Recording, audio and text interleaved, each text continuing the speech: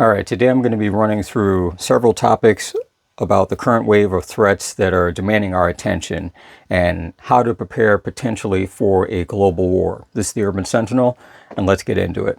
I'm just going to read right off and just keep on rolling through this. While I understand we are hoping for a peaceful outcome in pretty much all these current conflicts going on, we have to understand how to protect ourselves in a time of crisis, and that's what is crucial. And there are a few steps to prepare for this as these potential regional conflicts begin to overlap and expand and will turn into an effective global war. By no means is this a full and comprehensive list of everything that you should do, everything that is going to happen. This is just hitting a few marks, going down the paper, and with everything that I'm going to be telling you about, it's just simply you need to add in what works for you, things that you're aware of, things that you can do, things that you need to get done within that.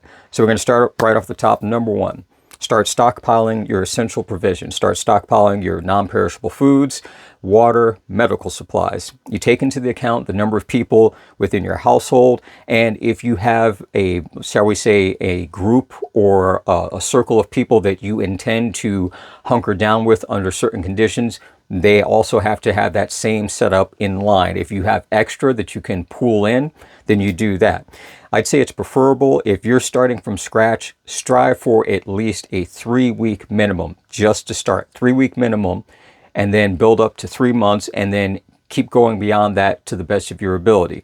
For the main reason that while you do hear suggestions from FEMA and other government agencies when it comes to preparing for disasters, which is something that they've been doing a little bit more often, I feel personally, and it's my own opinion, that they're only doing that so this way, to one extent, no one can point a finger at them and say, hey, you never gave us any advice, you never gave us any warning, you never gave us any tips. They're doing that strictly to cover their butts, plain and simple. But they suggest 3 days, 72 hours, which in a fast, free-flowing, and efficient system, that would be enough. Hurricane, flood, tornado, derailed train car full of chemicals, whatever it is, 3 days would be plenty for the government agencies to come in, clear people out, take care of the hazards, take care of whatever the problem is, and get people on their feet and up and running in that 72 hours. But we all know it never works out that way. In addition to that, you need to strengthen your home security measures. Whether you own a house or you're renting an apartment, you need to take extra precautions that you can for your personal safety. Small things, looking at your locks on your doors, your windows, getting security lights, battery operated security systems, cameras or motion sensors, even small things like having extra batteries on hand, flashlights, things like that. Obtain some type of reliable communication setup, especially if you do have multiple people within your household or within your group. You want to be able to have a way besides using a cell phone and relying on the cell service to be able to at least communicate with each other over a short distance or a short range. Learning the basic skills of survival. This does not mean that you have to be a mountaineer within a short time period, but understanding just small stuff, even if you live in the middle of a city. How to read an actual map, street map, as well as topographical map, how to handle small basic first aid situations, CPR, things like that, how to treat some of those simple injuries that if left untreated after 2-3 days could become something much worse. Looking into what you can do in terms of improving your skills, tangible skills. What can you repair in your house or apartment? What can you fix? Do you have the tools to do it? Do you know how to fix your car in case your vehicle breaks down with what usually is something minor and moderate? It could be anything from simply a flat tire to you got a puncture through your oil pan and you're leaking oil, but you have to figure a way to patch that long enough to get more oil in and get to your location as best as you can. Small things. It's nothing major. You're not going into rocket science. You're not looking to be an engineer. You just need to be able to handle those small inconveniences now so it doesn't become a major problem when you're actually in that crisis situation. Now, in times of uncertainty, obtaining and maintaining a peaceful discord with people sometimes isn't always easy, and having a better understanding of the situation as a whole means that you kind of have to look at things from the other side. Now, mind you, that does not mean you have to be them. You don't have to stick and adhere to their ideals or their thought process, but try to understand where they're coming from. So this way, from their side to your side, you can finally see where somewhere in the middle, either the miscommunication is occurring and going wrong, or you might see an avenue of some lane that you can take to get your point across and understand theirs without going into conflict. And as things go, sometimes if you're in a situation where things are getting agitated or aggressive, just say, hey, look, I really want to continue this conversation, but right now I feel we need a breather. You're not pointing the fingers at anyone, you're not laying blame at anyone, and you're not saying you don't want to communicate. You're just simply getting yourself a little breather room, a little elbow room before things escalate to a level that might be harder to come back from. Now, when we talk about the impact of terrorist attacks, first on our financial market, across the world, global trade, supply chains, national security, it has a great effect. It doesn't even have to specifically be an attack on a specific aspect of that. It just is a large rock thrown into a small pond, and you get a huge ripple and waves of everything going out. But when that happens, terrorism as a whole breeds fear.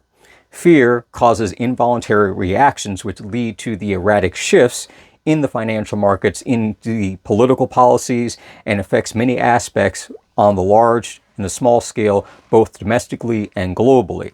And that's the primary difference. People react out of fear versus people take action from a plan. And that's the understanding. If you don't have a plan, if you don't have that concept in your head that this is something that is real, this is something that is happening, this is something that not yesterday and not today and hopefully not tomorrow won't happen to me, but it is a possibility. When you develop that mental plan, you take action when something does occur, versus the person that simply puts their hands over their ears, closes their eyes, and turns into the corner and starts singing to themselves some happy song to keep themselves safe. They are the ones that react when those things occur. They're the ones that can't believe this is going on, can't believe that would happen here, can't believe that this is now the state that they live in. Those are the people that are reactionary, and those are the ones that actually tend to be more of a problem because they have no plan. They are just running wild, yelling, screaming, and looking for anything else that they can do to calm themselves down. The terrorist activities by themselves can cause disruption in supply chains, affecting the movement of the goods, essential services, and everyday necessities. And we've seen what happens with small little delays within the supply chain when one cargo ship blocks a major transport, or cargo vessels can't get unloaded, or it takes an extra hour to 2 hours for a single tractor trailer to unload its cargo at the delivery point, and then you're standing outside for 4 hours in line waiting to get inside because you can only have so many people inside the building, then to be told that you can't have more than 2 items of this or 1 item of that, or the thing that you were waiting for the last 3 hours just sold out. So all of those things build up and build up and build up and stack upon it. And then that's when you end up looking at those situations where you do have conflicts over the immediate on-the-shelf resources versus what is actually somewhere in transit in a warehouse coming across the ocean, wherever it may be. But with a terrorist action, depending upon what it is, in some cases it can completely cut off either the original source, its mode of distribution, or it can affect the retail consumer end of where people would actually make use of it and receive it. That goes to heightening security measures, and it's a constant flow. You increase security in one area, then you find a weak spot, or more specifically, the terrorists find a weak spot in another area. So you bump up the security there. You find that you are targeting one area and one group, but now you need to target a different area and a different group. That's never going to change. It's simply a matter of cat and mouse. It's always playing catch up. There's never a security measure that is so far in advance that it thwarts and completely negates any potential act against it. It's always a matter of build up a wall, someone climbs over. Build a taller wall, someone goes deeper. Build a long wall, someone will take the time to go all the way around. Build a thick wall, someone will find something to punch a hole through it. It does not matter. What you have to be aware of, though, is the type of security and the levels to which that security is being implemented. Is it even across the board? Is it uniformed? Or is it targeted for one particular type of action here, but not that type of action there? Is it inconsistent in who enforces it and to the degree that it is enforced.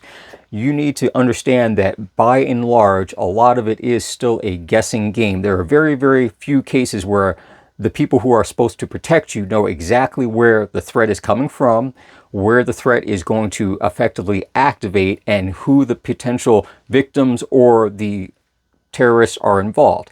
Those are usually situations for movies. Most of the time, it's a situation where at the most they know that this area of this particular region may get hit by a terrorist, and then it happens. Other times, they're focused over here, and something else happens over there. Educate yourself, get as much knowledge as you can, and that is inclusive to the current events going on, but also into taking time to kind of roll back through history, roll back through previous current events to see where there are similarities, to see where certain things are almost identical to past events and where things seem to be diverging. The sort of, well, we did this before and now the same similar situation is occurring. Let's see if they're going to try doing this, or let's see if we've moved to this next level and then repeat it from there. Each step you choose, no matter what, you take a choice, you make a choice, you choose a path, it's going to bring you closer to the consequences at the end of that path. So you have to be aware of the trail that you leave behind you.